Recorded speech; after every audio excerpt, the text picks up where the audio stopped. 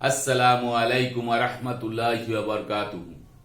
প্রিয় ভিউয়ার্স, আশা করি সবাই ভালো আছেন।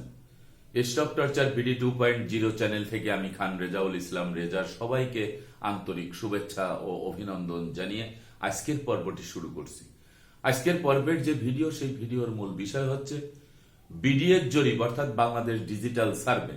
এই বিডিএর জরিপ নিয়ে মাননীয় ভূমি মন্ত্রী মহোদয় আরো একটি গুরুত্বপূর্ণ সিদ্ধান্ত নিলেন। কি সেই গুরুত্বপূর্ণ সিদ্ধান্ত, এই বিষয়টি নিয়ে বিস্তারিতভাবে আলোচনা করব। তাই ভিডিওটি না টেনে সম্পূর্ণ ভিডিওটি দেখার জন্য অনুরোধ রইল। আর ভিডিওটি দেখার পরে যদি ভালো লাগে, মন চায়, লাইক কমেন্টস করবেন, শেয়ার করবেন। আর আমাদের চ্যানেলটি যদি ভালো লাগে, আমাদের পরিবারের সদস্য হতে চান, তাহলে চ্যানেলটি সাবস্ক্রাইব করে পাশে থাকা বেল বাটনটি অন করে দিয়ে আমাদের সাথেই থাকুন। প্রিয় ভিউয়ার্স, আমরা জানি আমাদের দেশে জমি সংক্রান্ত বিষয়ে যারা জমির মালিকানা দাবি করে তারা সবাই জানে যে আমাদের দেশে মোট 4টি খতিয়ান হয়েছে, সেই ইংরেজ শাসনামল থেকে শুরু করে অদ্য পর্যন্ত। এই 4টি খতিয়ান হচ্ছে সিএস খতিয়ান, এসএ খতিয়ান, আরএস খতিয়ান, বিআরএস খতিয়ান। এই 4টি খতিয়ানই কিন্তু অ্যানালগ পদ্ধতিতে অর্থাৎ ফিতা দিয়ে বা চেন দিয়ে মেপে মেপে ভূমি অফিসের যারা কর্মকর্তা, সেটেলমেন্ট অফিসার, সেটেলমেন্ট কর্মচারী, সার্ভেয়ার যারাই, তারা কিন্তু অন গ্রাউন্ডে গিয়ে হাতে মেপে তারপরে এই জরিপ খতিয়ানটি করেছিল। কিন্তু বর্তমান বাংলাদেশ সরকারের ভূমি মন্ত্রণালয় কর্তৃক এই ডিজিটাল পদ্ধতিতে এই জরিপ খতিয়ানটি শুরু করেছে। এই ডিজিটাল পদ্ধতি হচ্ছে বিমানের সাহায্যে এবং ড্রোনের সাহায্যে।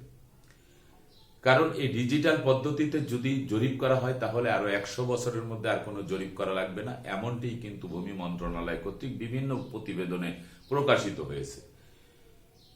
এই ডিজিটাল সার্ভে যেটি বিডিএর জরিপ, এই জরিপটি নিয়ে ভূমি মন্ত্রী নারায়ণ চন্দ্র চন্দ তিনি নিজেই গত 23শে এপ্রিল তিনি আরো একটি গুরুত্বপূর্ণ সিদ্ধান্ত নিয়েছেন ভূমির মালিকদের জন্য, যাতে করে সহায়ক হয়। যারা জমির মালিক তারা যদি এই ভিডিওটি দেখেন তাহলে আপনারা কিন্তু এই বিষয়টি বুঝতে পারবেন। তো চলুন আমরা দেখে নেই যে ভূমি মন্ত্রী নিজে কি বলেছেন সেই বিষয়টি। জরিপ চলাকালীন সময় জমির মালিকদের জানাতে হবে অবশ্যই, অর্থাৎ পূর্বে দেখা গেছে যে জমির যে জরিপ হতো সেই জরিপের সময় ঢোল পিটিয়ে তারপরে এলাকার মানুষকে জানিয়ে তারপরে জরিপ করার কথা। কিন্তু অনেক সময় দেখা গেছে জরিপ কারকরা এলাকায় যখন জরিপ করতে গেছে তখন ভূমির মালিকরা সেখানে হাজির হন নাই। আর হাজির না হওয়ার কারণে এই জমিতে যারা তদারকিতে থাকতো, কেয়ারটেকার বলেন, ভাড়াটিয়া বলেন, বা জমির পার্শ্ববর্তী যিনি মালিক থাকেন তিনি, এরা তাদের সাথে যোগ সাজসে উদ্দেশ্যপ্রণীতভাবে নিজেদের নামে জরিপ করে নিয়েছেন, সেই খতিয়ানে তাদের নাম তুলে দিয়েছেন। একটি খতিয়ানে নাম তোলার পরে তারপরে তারা সেই সম্পত্তির মালিকানা দাবি করে মূল মালিককে সেখান থেকে বিতাড়িত করেছেন। এই জন্য ভূমি মন্ত্রী মহোদয় এই কথাটি বলেছেন যে জরিপ চলাকালীন সময় ভূমির মালিকদেরকে অবশ্যই জানাতে হবে। এখন তিনি কিভাবে জানাবেন সেই বিষয়টা তিনি কোন কোন মন্তব্য করেছেন। ভূমি মন্ত্রী নারায়ণ চন্দ্র চন্দ বিডিএর জরিপ এলাকার মধ্যে থাকা জমির মালিকদের চলমান জরিপ সম্পর্কে অবহিত করতে প্রয়োজনীয় ব্যবস্থা নেওয়ার জন্য সংশ্লিষ্টদেরকে নির্দেশ দিয়েছেন। ভূমিমন্ত্রী মহোদয় অলরেডি সংশ্লিষ্ট বিভাগে যারা এই জরিপ কার্যক্রমের সাথে জড়িত সেই বিভাগকে কিন্তু কঠোর নির্দেশনা দিয়েছেন যে যেই এলাকায় বিডিএর জরিপ হবে সেই এলাকার জমির মালিক সহ আশেপাশে যারা আছে সবাইকে জানাতে হবে যে এই এলাকায় বিডিএর জরিপ কার্যক্রম পরিচালনা করা হবে। কত তারিখ থেকে পরিচালনা করা হবে সব বিস্তারিতই কিন্তু তিনি বলেছেন। মঙ্গলবার 23 এপ্রিল রাজধানীর ভূমি ভবনে বাংলাদেশ ডিজিটাল জরিপ বিডিএস কার্যক্রমের ইডিএলএমএস প্রকল্পের establishment of digital land management system প্রকল্প অগ্রগতি পরিচালনা সভায় সংশ্লিষ্টদের তিনি এই নির্দেশ দিয়ে থাকেন। অর্থাৎ এস্টাবলিশড যে সিস্টেম, এস্টাবলিশড অব ডিজিটাল সিস্টেমে যারা কাজ করবে তাদেরকে কিন্তু এই কথাটি বলেছেন। বিডিএর জরিপ নিয়ে যারা কাজ করবেন তাদেরকে কিন্তু এই নির্দেশনাটা দেওয়া হয়েছে। এই সময় ভূমি রেকর্ড ও জরিপ অধিদপ্তরের মহাপরিচালক আনিস মাহমুদ, ভূমি মন্ত্রণালয় অতিরিক্ত সচিব জিয়াউদ্দিন আহমেদ, ইডিএলএমএস প্রকল্প পরিচালক মোহাম্মদ জহিরুল হক সহ ভূমি মন্ত্রণালয় ভূমি রেকর্ড জরিপ অধিদপ্তর ইডিএলএমএস প্রকল্প সংশ্লিষ্ট কর্মকর্তারা উপস্থিত ছিলেন। এদের নাম বলার অর্থ হচ্ছে যে তারা যেন কখনো না বলতে পারে যে এই বিষয়টা আমরা জানতাম না। এই জন্যই কথাগুলি বলা এবং ভিডিও করার, যে এটা রেকর্ড হিসেবে থাকবে, আপনারা এই বিষয়টি কিন্তু মনে রাখবেন। তারপরে হচ্ছে যে এছাড়া দক্ষিণ কোরিয়া থেকে আগত প্রকল্পের সহযোগী সংস্থার কর্মকর্তারা উপস্থিত ছিলেন, কারণ দক্ষিণ কোরিয়ার যারা এই প্রকল্পটি পরিচালনা করবেন ড্রোনের মাধ্যমে, বিমানের মাধ্যমে, যে ডিজিটাল সার্ভেটি যারা করবেন, তারাও কিন্তু সেখানে উপস্থিত ছিলেন। ভূমিমন্ত্রী জরিপ প্রক্রিয়া চলাকালীন জমির মালিকদের অজ্ঞাত থাকার বিষয়টি তুলে ধরেন।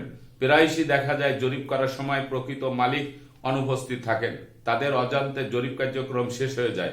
অতীতের বিভিন্ন ঘটনার উদাহরণ দিয়ে মন্ত্রী বলেন, জমির মালিকরা ব্যক্তিগত প্রয়োজনে জমি বিক্রির সময় আবিষ্কার করেন যে ভুলবশত জরিপ হয়ে গেছে এবং অন্য কারো নামে জরিপ খতিয়ান গেজেট হয়ে গেছে, ফলে বৈধ মালিকদেরকে সম্পত্তির অধিকার পুনরুদ্ধারের জন্য বছরের পর বছর আইনি ও অর্থনৈতিক ঝামেলায় পড়তে হয়। গুরুত্বপূর্ণ একটি কথা দেখেন যে মন্ত্রী মহোদয় বলেছেন যে ইতিপূর্বে, অর্থাৎ আমি যে 4টি খতিয়ানের কথা বলেছি, যে উদ্দেশ্য পরিণোদিত ভাবে বা যোগ সাজসে বা ভুল ক্রমে এই সার্ভেয়ার বা জরিপকারক যারা থাকেন তাদের ভুলবশত হলেও এই জরিপ অন্য কারো নামে হয়ে যাওয়ার পর প্রকৃত মালিকদেরকে সেখান থেকে বিতাড়িত করে দেয় এবং প্রকৃত জমির মালিকরা পরবর্তীতে অর্থনৈতিক হ্যারাসমেন্টের শিকার হন এবং সেই জমি পাওয়ার জন্য বিজ্ঞ আদালতে কিন্তু তাদেরকে যেতে হয়। এই কথাটাই কিন্তু বলেছেন মন্ত্রী। বিডিএস জরিপ কর্মকর্তাদের স্থানীয় জাতীয়ভাবে জরিপ বিষয়ে প্রচারের নির্দেশ দেন, যাতে এলাকার বাইরে বসবাসকারী মানুষ জানতে পারে তাদের এলাকার জরিপ হচ্ছে। তবে আমাদের মূল্যবান সম্পদ তথা নিজ জমির বিষয়ে নিয়মিত খোঁজ খবর রাখতে হবে, যোগ করে তিনি এই কথা বলেন। অর্থাৎ তার কথা হচ্ছে সরকারি যে সম্পত্তি সরকারও জানবে এখানে জরিপ হচ্ছে, যারা বেসরকারি স্বায়ত্তশাসিত জমির যারা সিভিল মালিক সাধারণ জনগণ তারাও জানবে, যাদের জমি নাই আশেপাশে বসবাস করে তারাও জানবেন যে এখানে জরিপ কার্যক্রম শুরু হয়েছে এবং বিডিএস জরিপ শুরু হয়েছে। ভূমিমন্ত্রী আশা করেন 2024-2026 সালের মধ্যে ইডিএলএমএস প্রকল্পের আওতায় 6টি এলাকায় চলমান জরিপের প্রথম পর্যায়ে বিডিএস কার্যক্রম শেষ হবে। প্রথম পর্যায় থেকে প্রয়োজনীয় আউটপুট নিয়ে দ্বিতীয় ধাপে তারা সারা দেশে একযোগে বিডিএস প্রোগ্রাম চালু করবেন। অর্থাৎ 6টি জেলায় যে কার্যক্রমগুলি চালু হয়েছে তার আউটপুট দেখে তারা বাকি সকল জেলায় একযোগে এই কার্যক্রমগুলি শুরু করবেন। প্রসঙ্গত চট্টগ্রাম, নারায়ণগঞ্জ, রাজশাহী সিটি কর্পোরেশন, মানিকগঞ্জ পৌরসভা এবং ধামরাই, কুষ্টিয়া সদর উপজেলায় ইডিএলএমএস প্রকল্পের মাধ্যমে বাংলাদেশ ডিজিটাল সার্ভের কার্যক্রম কিন্তু চলমান রয়েছে। আমি আবার বলছি, চট্টগ্রাম, নারায়ণগঞ্জ, রাজশাহী সিটি কর্পোরেশন, মানিকগঞ্জ পৌরসভা এবং ধামরাই ও কুষ্টিয়া সদর উপজেলা, এই কয়টা এলাকায় কিন্তু বিডিএস জরিপ চলমান রয়েছে।